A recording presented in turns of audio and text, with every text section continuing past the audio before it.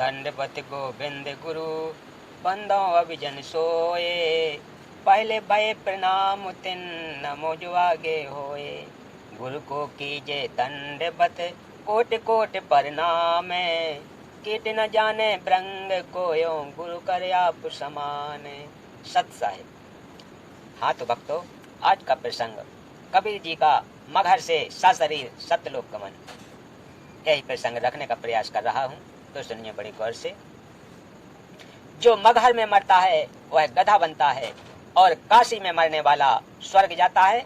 बंदी छोड़ कहते थे कि सही विधि से भक्ति करने वाला प्राणी चाहे वह कहीं पर प्राण त्याग दे, वह अपने सही स्थान पर जाएगा। उन अज्ञानियों का भ्रम निवारण करने के लिए कबीर साहब ने कहा कि मैं मगहर में मरूंगा और सभी ज्योतिषी वाले देख लेना मैं कहाँ जाऊंगा, नरक जाऊंगा या स्वर्ग से भी ऊपर सतलोक में। कबीर साहब ने काशी से मगहर के लिए प्रस्थान किया। बीर सिंह बघेला और बिजली खां पठान ये दोनों ही सतगुरु के शिष्य थे। बीर सिंह ने अपनी सेना साथ ले ली कि कबीर साहब वहां पर अपना शरीर छोड़ेंगे। इस शरीर को लेकर हम काशी में हिंदू रीति से अंतिम संस्कार करेंगे। यदि मुसलमान नहीं मानेंगे तो लड़ाई करके सबको लाएंगे। सेना भी साथ ले ली। अब इतनी बुद्धि है हमारी। कबीर परमेश्वर जी हर रोज शिक्षा दिया करते कि हिंदू मुसलमान दो नहीं हैं। अंत में फिर वही बुद्धि। उधर से बिजली खां पठान को पता चला कि कबीर साहब यहाँ पर आ रहे हैं।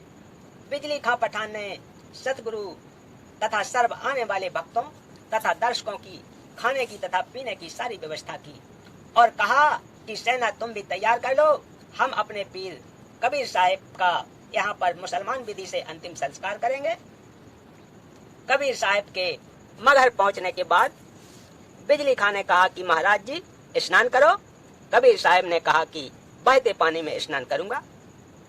बिजली खान ने कहा कि सतगुरुदेव यहाँ पर साथ में एक आमी नदी है, वह भगवान शिव के श्राप से सूखी पड़ी है, उसमें पानी नहीं है जैसी व्यवस्था दास से हो पाई है। पानी का प्रबंध करवाया है, आपके स्नान के लिए प्रबंध किया है, लेकिन संगत बहुत आ गई। इनके नहाने की तो बात बन नहीं पाएगी। पीने का पानी पर्याप्त मात्रा में बाहर से मंगवा रखा है। कबीर साहब ने कहा कि वह नदी देखे कहां पर है। उस नदी पर जाकर साहब ने हाथ से ऐसे इशारा किया जैसे यातायात ट्रैफिक का सिपाही रुकी हुई गाड़ियों को जाने का संकेत करता है। वह आमी नदी पानी से पूरी भरकर चल पड़ी।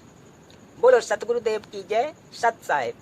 यह आमी नदी वहां पर अभी भी विद्यमान है। सब ने जय जयकार की। कबीर साहब ने कहा कि एक चद्दर नीचे बिछाओ, एक मैं ऊपर ओढ़ूंगा, क्योंकि वे जानी जान तो थे। कहने लगे कि ये सेना कैसे ला रखी है तुमने।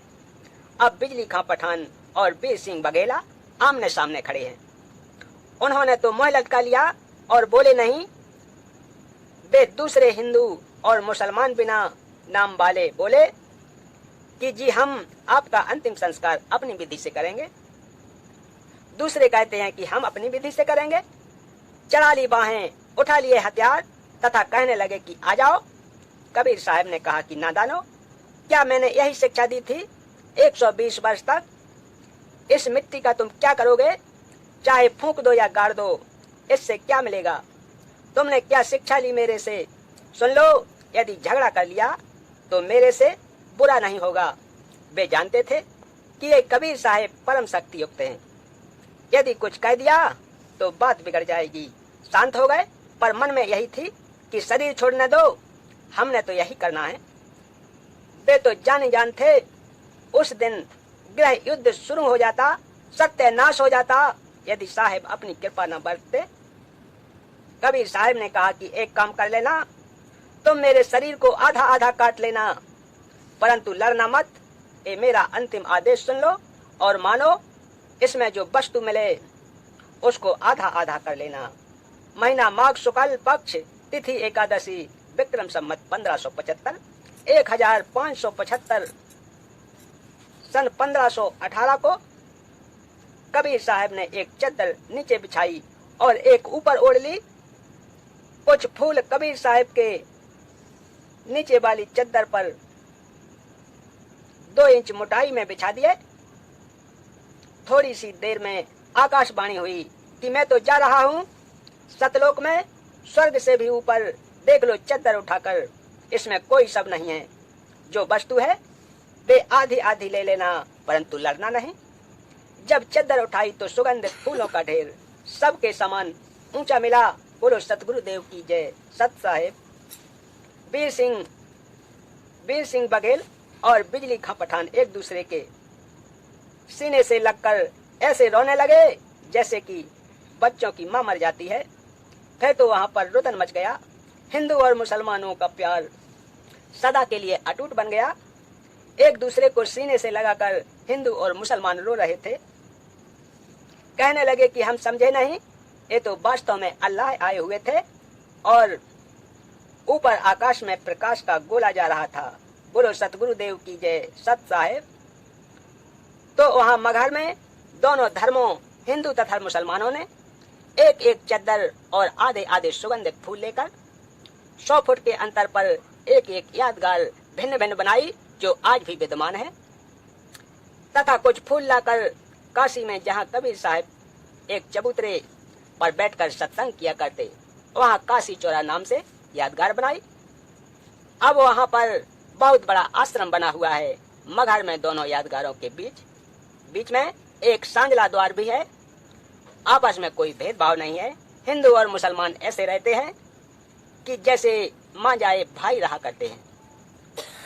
उनसे हमने बात की तो उन्होंने कहा कि हमारी आज तक धर्म के नाम पर कोई लड़ाई नहीं हुई।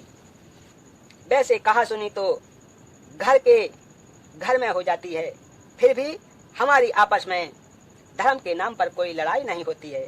बिजली खां पठान ने दोनों यादगारों के नाम 500 बीघा जमीन दी, जिसमें हिंदू तथा मुसलमान अपने अपने प्रबंधक कमेटी बनाकर व्यवस्थित किए हैं। यह दास संत रामपाल दास जी महाराज अपने सैकड़ों सेवकों सहित 3 बार इस ऐतिहासिक धार्मिक स्थल को देखकर आ चुके हैं। वहां जाकर ऐसा लगता है जैसे हमने सच्चाई का खजाना प्राप्त हो गया हो। बोलो सतगुरुदेव की जय। सत साहेब।